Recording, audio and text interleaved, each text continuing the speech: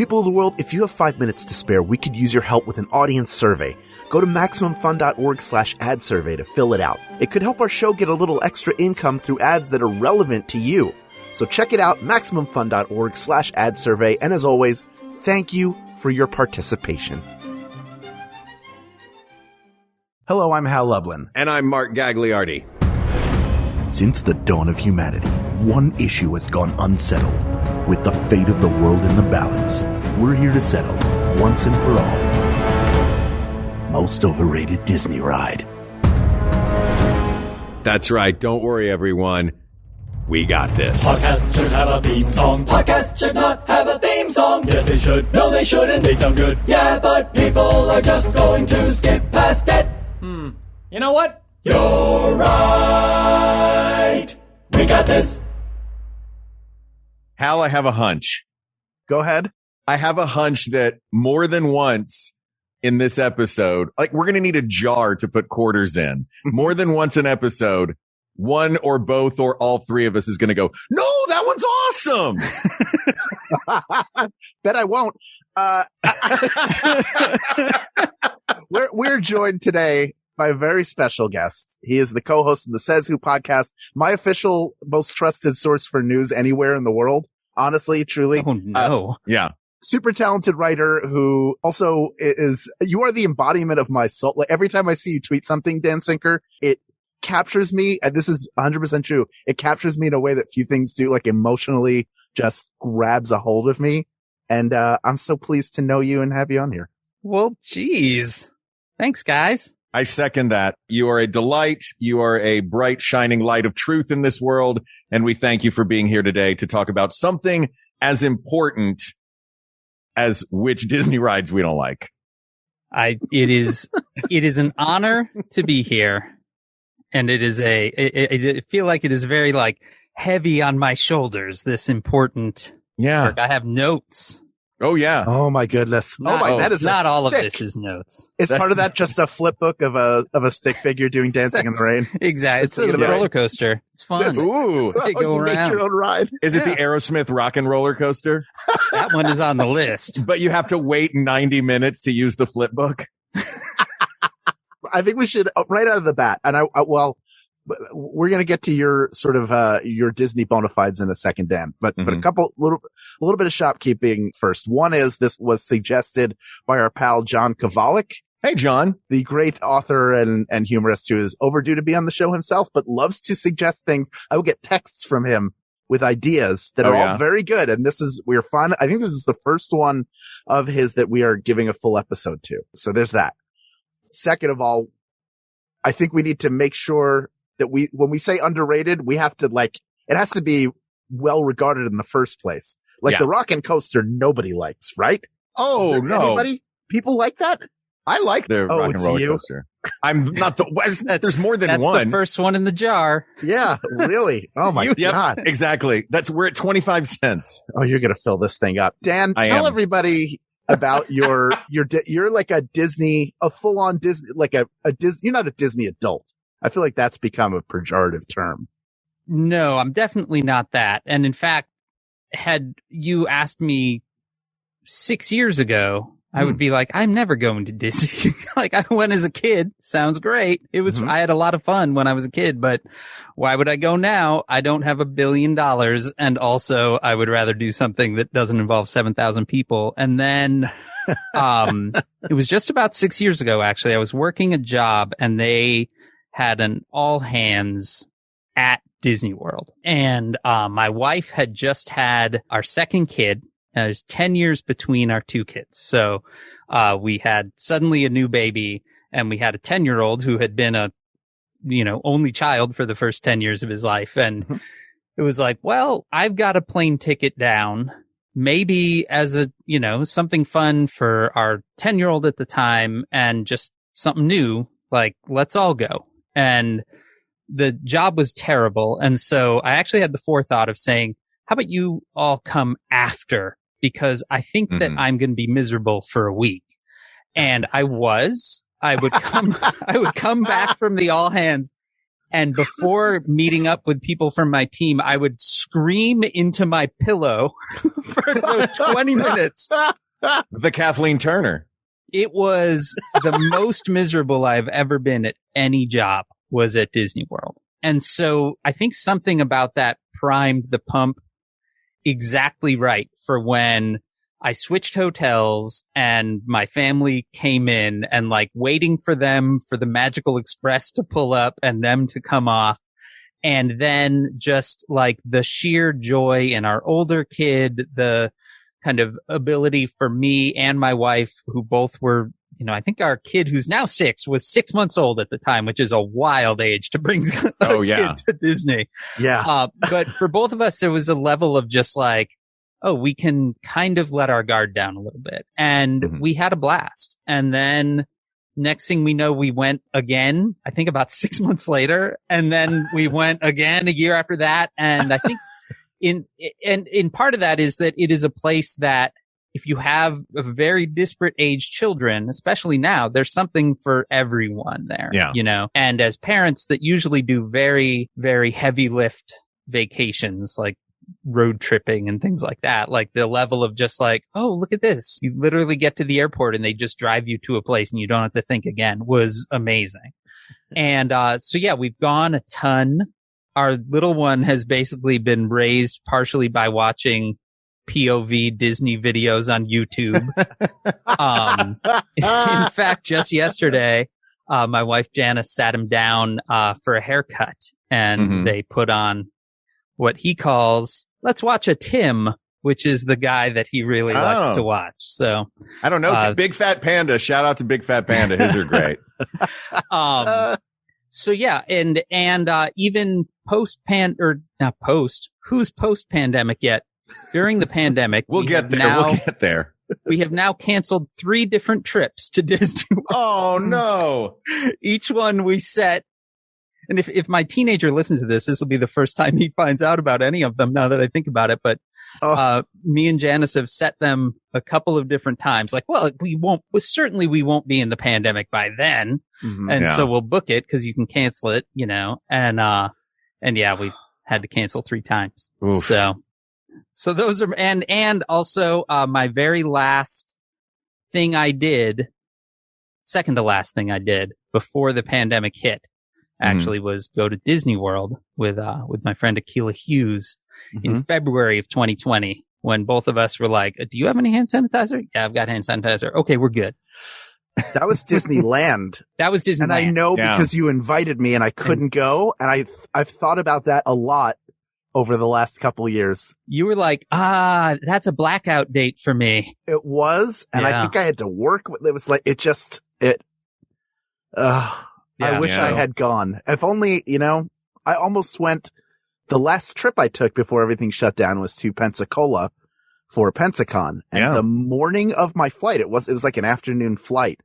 I thought about going to Disneyland first thing in the morning to go on Rise of the Resistance, which I have not been on. But they should have called it Ride of the Resistance. Ride of the Resistance is way better. Disney, call me. I'm available. And then going to the airport from there. But I never did. That is less of a regret in my life. I just thought about it now when we were talking about Disney. Well, if either of you has an Xbox 360, there is a delightful game that is just walking around Disneyland, and it's full of mini games, but they have the entirety of Disneyland Park realistically rendered. Wow. Yeah, it's pretty wild. And that was my, if every once in a while I was like, I could use a trip to Disneyland. Turn on the old Xbox, set the Kinect up, wave my hand at the screen, and then suddenly, boom, Disneyland. But we're not talking about that today. No. We're talking about the real Disney rides. We're talking about the in-person. We're counting all of the parks in this. We're counting, yes, I assume. I know, Hal, you've not been to all of the parks in Orlando. Correct, but I'm still prepared to talk about. You know well enough. You're ready to throw some off the boat anyway. I'm so ready to throw things. And we're making a distinction between rides, shows, and attractions. We're only talking about rides. So things like Great Moments with Mr. Lincoln. Right. And, the Hall of Presidents and the Petrified Tree. The Brother Bear obstacle course. They're all out. Sure. The Swiss Family Robinson Treehouse out. Yes. And we're also talking about domestic parks only. Yes. Yeah. Unless all of us have a lot of Hong Kong Disney stories to tell. No, I do not. Okay. Fair enough. I want to. One of these days, I'm going to hit one of those. That's my next Disney adventure. Though I feel like if I'm going to another country, having worked at Disneyland for 9 years and having been to Disney World in Florida a million times, it would feel like going to France and eating at McDonald's for me, which I have done on the Champs-Élysées, and I saved the receipt because I went and I ate at McDonald's in Paris to see if they had a Royale with cheese. I had some work in Greece a few years ago, had a very long layover at the French airport, and I was like, could I get to Disneyland Paris? There's a train that goes right there. Yeah. And it was just within the I don't think this is a good idea. So. Okay, I'm going to do a quick appetizer before we start crapping on a place that we all love. What do you think, just personally, off the top of your head, most underrated ride at a Disney park? I'll start with mine, the Wedway People Mover. Oh. Big fan. People Mover is great. Isn't it? It's relaxing. You see the whole park. There's a couple of little show moments. Yeah. It's a delightful ride. Good views. Yeah. You can nap if you need to. Yeah. Oddly, I would say that the Santa Fe Railroad at Disneyland is kind of underrated. The big train, There's no thrill to it, but you get to see all the different parts of the park. And then there's the little hidden part as you make your way back to Main Street and you see the dinosaurs from the 1964 World's Fair. Yeah. Just so that you don't see backstage. Exactly. So you don't see a bunch of people talking about how much they hate all these people on the other side of the thin wall they're hiding behind for a moment to sweat. I'm going to go with one that we skipped the first few times we went because it didn't look fun. And then we did it. The teacups. It's a classic. Never done it. It's like, it just spins you around. Seems like I'm going to throw up. And I laughed the whole time I did it. Really? And the last couple of times that we've gone, when we go to the Magic Kingdom, we start and end the day with the teacups. Wow. The line's usually short. Yeah. It just kind of kicks you into that little weird, joy space that you try to keep that buzz going the whole time, right? And of all the rides that just go in circles, it's the best of the circles. Hang on, let me scratch one off of my list real quick. It's a number of circles all happening at once. I just thought of one, by the way, because you took me to Fantasyland. I just thought, should we just start throwing stuff down here? Well, all right. Hold on. I want to throw one out so badly, but I feel like we should structure this a little bit. Are we talking about overrated or under? Overrated. We're jumping into overrated. Way overrated. Before we do that, let's get a little bit of structure to it. How would you like to structure this, Hal? I think it needs to be, for something to be overrated, it needs to be popular. Yes. Yeah. And I think we need to be able to reasonably justify the reason why it's overrated. Because there are a lot of things in Disney that are versions of rides you would find elsewhere. The Haunted Mansion, which I would not say is overrated. There are haunted houses everywhere. Now, the one that is like an Optimus Prime trailer that just opens up to 3 levels at the county fair is not on the same level. But there are haunted houses in other parks. And so there are some here that I think are overrated because they're just skinned versions of a ride that I've been on a better version of somewhere else. Yeah, I would agree with that. Or you've been on a better version in the same park. Yes. Yeah. You know what I mean? The Astro Orbiter has an hour-long line, but Dumbo has a 10-minute wait. Yeah. It's the same ride. You're going up and spinning in a circle. Yeah, World has 3 of them because you've got the carpets as well. Exactly. Yeah. Oh, yeah. Dan, is there something that comes to your mind when you think of something being overrated, especially as it pertains to Disney rides?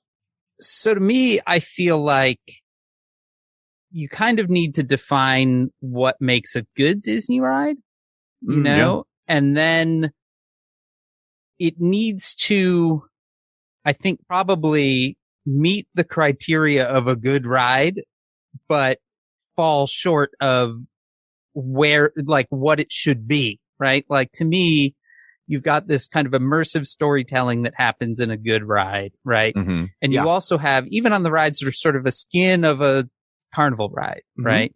You have a level of surprise or twist to that formula. Like, to me, a perfect example, again, not of an overrated ride, but actually one of my very most favorite is the Tower of Terror, right? Yeah. It's just a drop ride, but it's just a skin of a drop ride, but it's so the theme and the immersion and the story that it takes you on before the drop happens. And I would say this is also true with the Guardians reskin. I feel like they did a really good job of that as well. Yeah. It takes what could just be a drop ride and makes it into something that you could only get there. So to me, that's a great Disney ride. So something that's overrated feels like it should do that and fails in some poll somewhere along the way. What is it trying to accomplish? And it just doesn't quite get there. But I also agree with how it needs to be rated, right? Like it needs to be something that people wait in a long line for.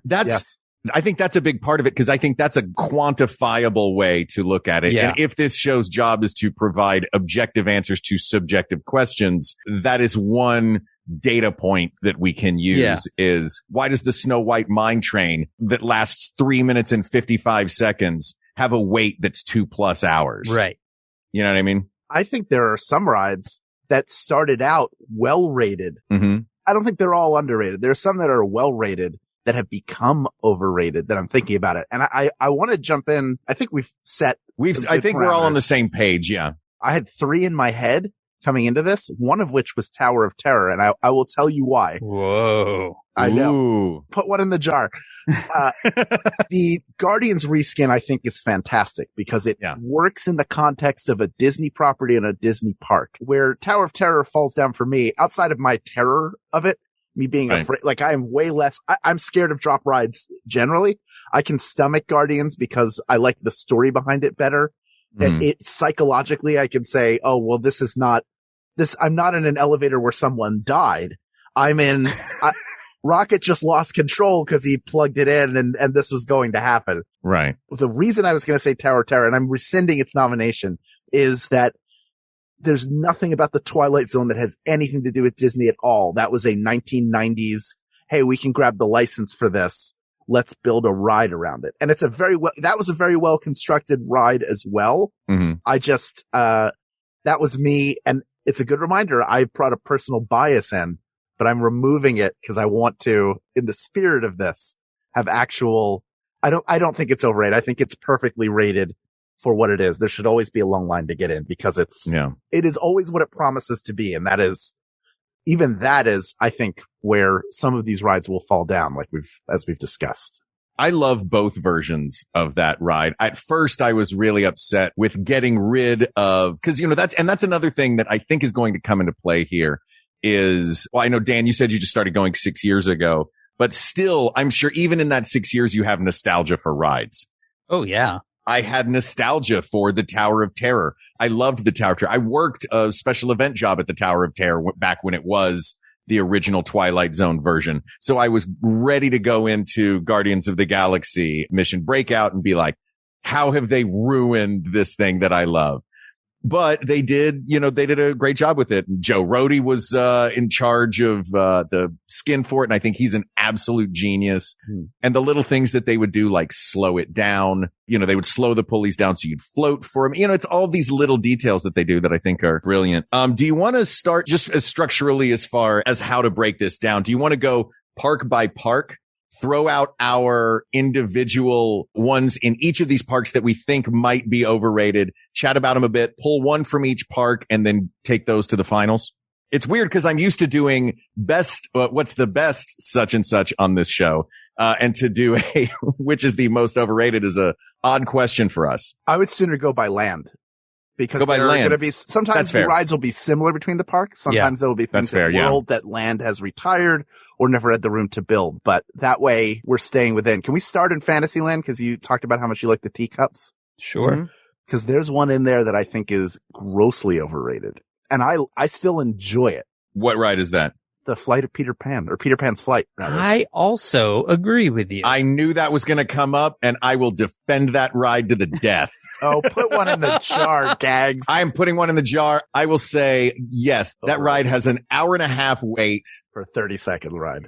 No, it's a pretty long ride. It feels like it is one of a collection of those dark rides in Fantasyland. I knew that this one was going to come up early because it is a great ride. It is also insanely beloved. Now, maybe I would have to recuse myself because I'm one of those that insanely beloves this ride. But make your case. Have I told this story, Dan, by the way, at the extent to which it's overrated? One time, maybe I've told you this. I'm sure I've told it on the show, but not everybody's listened to every episode. So here we go again. They're wrong. Jennifer and I were on the Cars ride and it broke down. So we got a pass to use for any ride we wanted. And we decided we would use it to go on Peter Pan's Flight because it was all day long, 90 minutes easy. Yeah. So even the wait to get in to the special entrance took forever. And on the way, while we were waiting there, we saw this giant biker dude get off the ride and turn to the person he was on with and said, I waited for an hour and a half to go on this ride. And you know what? It was worth it. And then walked off to continue his conversation. And I would offer that outside of the initial room where you're flying over London at night, that it is the samey. You might as well be on Snow White. Hard agree. I mean, I think that it gets a long line because that fly over London is really wonderful and magic. It is. And the rest of the ride is entirely forgettable and vaguely racist. Yeah. Yep. That part is problematic.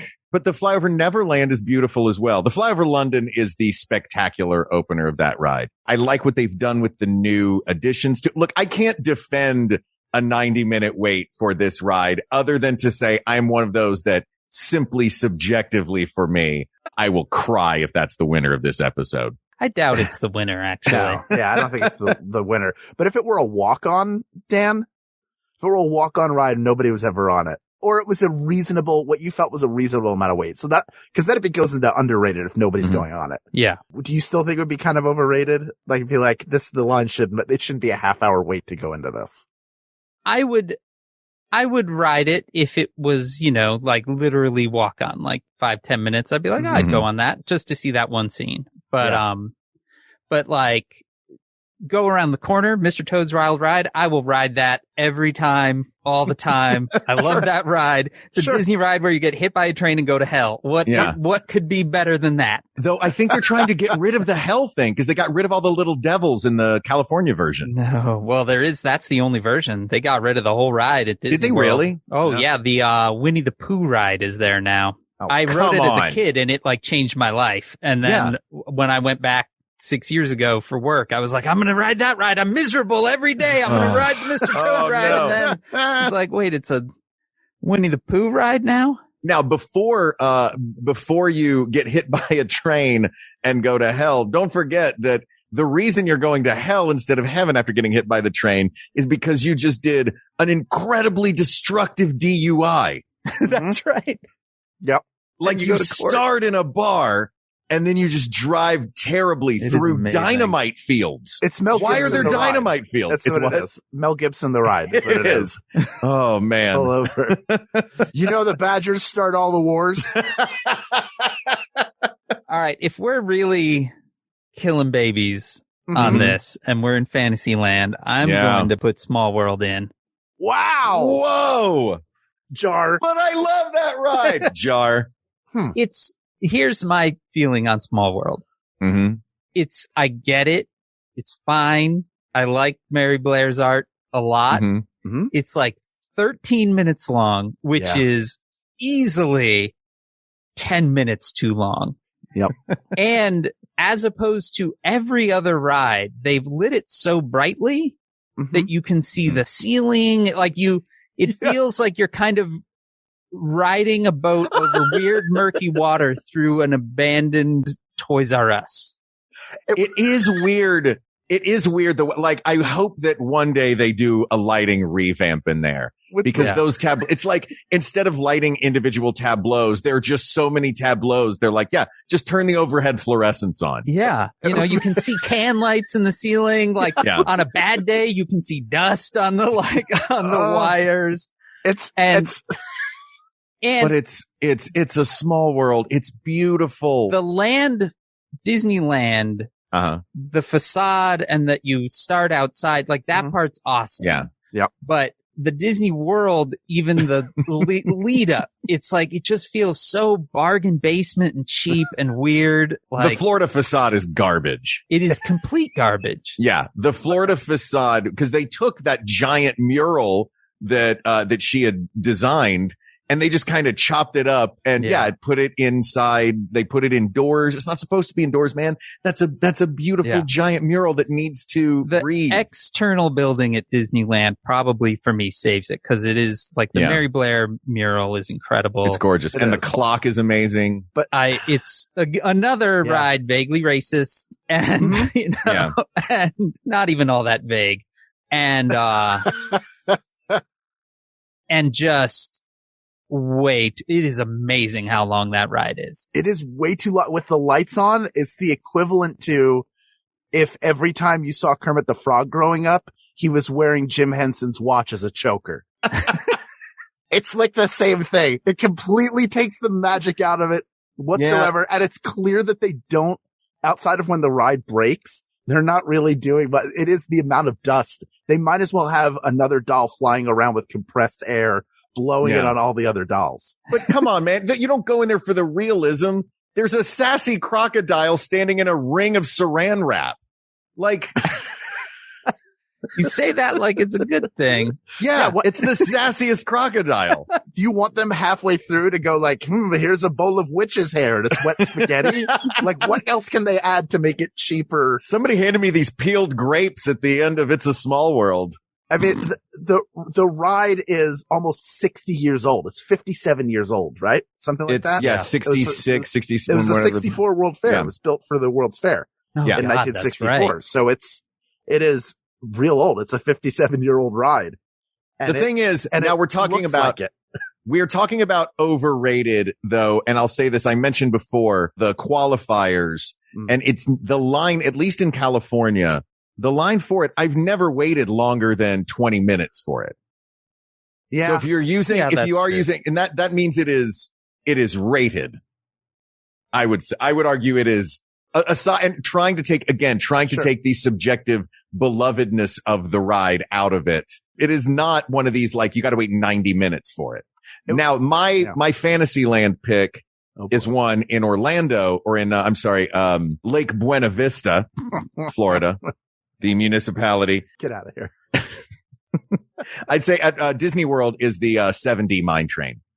That to me is an overrated ride. I think it is a pretty good facsimile of Big Thunder Mountain Railroad meets a well done technology version of Snow White's Adventure. But there is no reason that ride, that ride has at its longest, a 160-minute wait. That is 2 hours and 40, right? Yeah. 2 hours and 40 minutes to take a very short ride. It's smooth and there are a few great moments in the queue for it. That to me feels like the definition of overrated. Now, could it be just because it's brand new? It's not that new. Yeah, it's 2015, it's been there for the I guess. 6 years that I've been going, so. Well, there you go, yeah. And the line has never gotten any shorter. No. That to me, I'm like, y'all, what is the draw? I get that it's a little bit fast, but it's not fast enough to me to be a thrill ride, and it's not long enough in the dark to be a solid dark ride. Maybe it's for people whose entire wardrobe is tan. Like, I like it to be fast, but not that fast. Yeah. Do I have to throw out my oatmeal before I get on this ride? That is a ride that I enjoy. It's fine. Mm-hmm. It is way, way, way too short for a roller coaster. And in fact, half the time that you ride it, like, you come around, you like whip around the final turn and then the brakes just slam on and you like break your back. Yeah. I would never, if when we go, if we don't get a fast pass for it, we're not riding it. Like, there's no way. Yeah, that's an insane queue. Like, we'll wait for Big Thunder or something like that. But yeah, it is fine. I do enjoy that you suddenly, in the middle of a roller coaster, they were like, let's just put a cheery little dark ride in the middle of this roller coaster. Which is great. Yeah. And again, if it was a 25-minute wait, I'd be happy to do it. Yeah, even if it was like 40, I mean, it's rare that you can get a roller coaster for 25, right? But, that's true. Yeah, 2 hours is nuts. This suddenly became Roller Coaster Pawn Stars. Look, 45 minutes, best I can do. It's really hoping for 20. Honestly, I would say, look, I got to make a profit. I'm about to go deep. Don't even go deep into Pawn Stars, please. Oh my God. Poor Chumley. Let's take a look here at this ride of yours. This is started in 2015 and it's a combination of a coaster and dark ride. I'll give you $2 for it. I honestly think the most overrated ride we've discussed so far is Peter Pan, because it's the one people will not stop talking about. And it's like they don't realize that all the good stuff happens in the first 25 seconds. Yeah, but it's such a good 25 seconds. There's more. Look, if Dan agrees with you on this, then I will begrudgingly pull this from Fantasyland. I would probably advance Peter Pan over Mine Train. Yeah. In large part just because there are just not that many roller coasters. So like a roller coaster is inherently just going to attract a ton of people. And for whatever reason, I think because there's a little dark ride in the middle and maybe because it's Snow White, like that is the family coaster, right? So that's the one that everyone brings their kids to. And I think that inflates the line too, even though Big Thunder is way more like our kid who, now that I think about it, pandemic has been going on for so long. He was 4 when we last went, and he rode Big Thunder. He rode mine. He is fearless. Yeah, good job, kid. Yeah. And he rode everything except he was not tall enough for Space Mountain yet. But, Big Thunder is a way better coaster, but I do think that it gets inflated because there's 8,000 kids in the line. Yeah. So I would put Peter Pan forward. Look, a lot of times on this show, we have to put our personal joys and things aside and kill our babies. And I'm down with putting Peter Pan forward in this regard. Let's jump over to, cause I got a couple, and I don't have one for all of the different lands. Yeah, that's fine. I have a couple in Tomorrowland. Oh yeah. Me too. One giant glaring one to me is, look, I get it. Kids don't get to drive cars, so it's exciting for them to get to drive a car. But boy, is Autopia just, it's just like, it's like there's Fantasyland, Adventureland, Tomorrowland, and Fumeland. It's just gas-powered go-karts that I grew up doing in Pigeon Forge, Tennessee without a guardrail on. It's real bad. Yeah. It is. And and the line is so long for it because any kid that wants to drive a car at some point in his life goes, no, we have to go on this ride. Does that make it a children's ride though? Because as adults, like we get to drive real cars and we know like you're instantly stressed the second it starts to break down because you would not want your actual car to break down. As a kid, it's water off a duck's back. So I think it's a children's ride. It is sort of a children's ride, I think. But if we're looking at what we agreed were our criteria before, it is popular beyond explanation, but also I think it falls short if Disney's job is to take a type of ride, give it originality and imagination. I think adding a checkered flag to something that I could do in Branson is not necessarily... Yeah. I think that falls short. The Disney twist on this one was let's take something fun and make it suck. They redid the cars several years ago. And I think it was supposed to be more environmentally friendly. I swear they stink worse. I swear they do. Yeah. It's real bad. You can smell it over near the Avengers Pavilion or whatever the Star Wars experience. Where Interventions used to be, you can smell it over there. It's that bad. Yeah, the Speedway is how I think of it because that's what it's called in Disney World. Yeah, Tomorrowland Speedway. That one is, I have 2 at the top of my list, a tie for most overrated. Speedway is one of them. Yeah. It is terrible as a parent. It's awful because your kid does want to do it. And then there's a point in the ride. This happened with our kid 10 and, where they are like, I don't want to do this anymore. But the only thing you can do is still keep doing it. It lasts forever. Your thing breaks down. Some poor cast member has to run over and push start you. It is an absolute terrible ride. And you are just fully high from fumes afterwards too. And the queue at the one in California, you are baking in the sun. Yeah, I mean, Orlando's same. There's no real shade on it. It's a terrible, terrible, terrible ride. And the line is just bananas for it. Yeah. So my other one for Tomorrowland was the Astro Orbiter, but not rated. It's easy to. It's fine. It's easy. Yeah, it's kind of a walk on. It's just because it's a longer line than the Dumbo one. It's like, why is the Astro Orbiter 40 minutes? It's anyway. Disney World. It's because you have to take an elevator that only holds like 3 people at a time. So it just is. Yeah, like it's cool that it's up there. We've never ridden it because it's always like, what? I'll go in circles over there. Yeah. Yeah.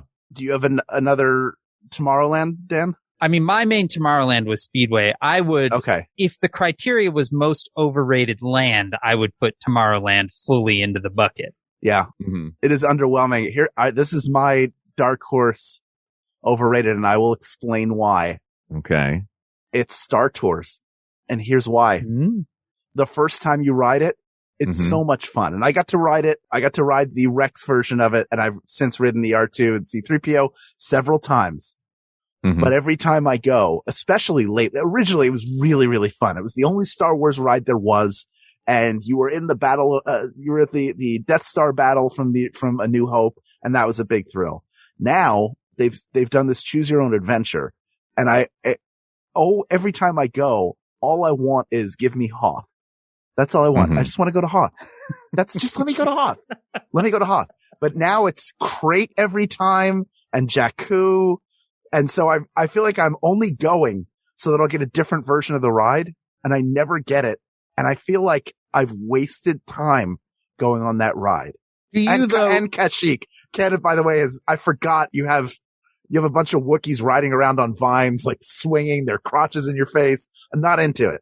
Do you think though that ride, I wonder if it's just because I love that ride. It is a bit of a wait to get on it, but it sounds like because there are those 3 different choices, you got 3 different places you can go and it randomizes all of them each time. It feels like, is it that you're, yes, you know what? It feels like you are in Vegas and I know you love gambling. Is it that you are playing a slot machine that takes 40 minutes to put a quarter in each time? If a slot machine, I would have already been banned from Vegas for life for kicking their machines to the ground. if they didn't let you go to Hoth. There's no way. It's just let me go to Hoth.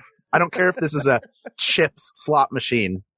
Take me to Hoth. Let me be on a snow speeder. I want to take down an AT-AT, and then I want to leave. I don't care who the spy is. It's not me. You know who always gets Hoth? The car right behind you. Of course. Just the next one. No. The one right before you. If you were just a little faster getting in line, if you just hadn't let that one other family through, you'd have been on Hoth every single time, Hal. Yeah. Anyway, I think it's massively overrated. I mean, I feel like is it even overrated now that the Star Wars land has opened? Like now it feels just weird and sort of out of time, and it feels like sort of a ride. It's a step ride. Well, it just feels like they're going to eventually replace it with something different because like the Millennium Falcon ride is a better Star Tours. Yes. You know, it's the same kind of thing. It's weird. I don't have a lot of feeling towards Star Tours, having kind of ridden it a few times. My main memory of Star Tours at this point was the last time we went. Our little kid was 4. Mm-hmm. We waited. It was, we didn't have a fast pass because we had kind of gotten through everything. We were like, all right, there's a 25-minute wait. Let's just do the line. Mm-hmm. We stood in the 25-minute wait. We got to the point of the doors. We got the glasses. We got the whole thing. We were ready for the doors to open. And the 4-year-old crapped his pants. Oh no. And we were like, what do we do now? We had to like flag someone up and be like, and they were like, just walk back through the line. Like you couldn't just walk through the next car to the exit. The doors had just shut in front of us, right? And he's got like a pants full of poo.